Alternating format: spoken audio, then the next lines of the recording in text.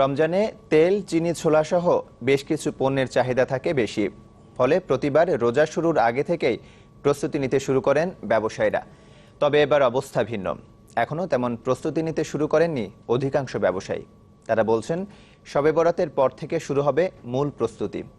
এদিকে ব্যবসায়ী নেতারা বলছেন, সরবরাহ ভালো থাকলে বাজারে পণ্যের দাম বাড়ার কোনো সম্ভাবনা নেই।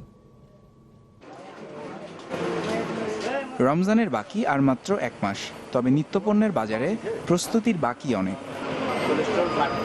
অন্যান্যবার এ সময় থেকেই শুরু হতো ব্যবসায়ীদের তোড়জোড়। অনেকেই করতেন রমজানের নিত্য প্রয়োজনীয় পণ্যের মজুদ। তবে এবার যেন সবই চলছে খানিকটা ঢিমে তালে। ব্যবসায়ীরা জানাচ্ছেন, আরও অন্তত 2 সপ্তাহ পর শুরু হবে রোজার প্রস্তুতি, যদিও কারো কারো ব্যস্ততা এখন থেকেই। আমরা এখন থেকে কিছু মাল রাখি কিনা, কারণ ওই সময় দেখা গেছে দাম অনেকটা বেশি থাকে, কাস্টমারে পড়তে হয় না, আমাদের আগে কিছু মাল রাখতে হয়। 1 সপ্তাহ পরে আর কি রমজানের প্রভাবটা পড়বে। অনেক আইটেম আছে যেগুলো আগে থেকে কিনে রাখলে একটু নষ্ট হয়ে যায়, এগুলো আগে রাখলেও চলবে না, এটা সময় মতো নিতে হবে আর কি। সুব্রাইতের পর পরেই প্রস্তুতি নেই, টুকিটাকি যা উড়ানের ছোলা বুট, খেসারি, মটর ডাল। রমজান ঘিরে প্রতিবারই ক্রেতাদের মাঝে থাকে দাম বাড়ার শঙ্কা আর সংশয়। তবে পুরান ঢাকার ব্যবসায়ী নেতাদের দাবি, এবার পরিস্থিতি ভিন্ন।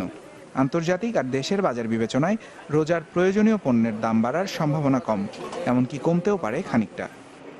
রমজান রাষ্ট্রের দ্রব্যমূল্য বেড়ে যায়, এই ধরনের আমরা একটা প্রবাদ আছে বা কম বেশি আমরা দেখেও আসছি, যেটা আমাদেরও কাম্য না।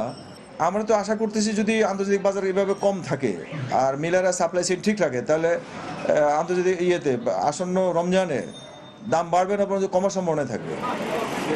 ইরতিজা নাসিম, সৌরভ, চ্যানেল 24, ঢাকা।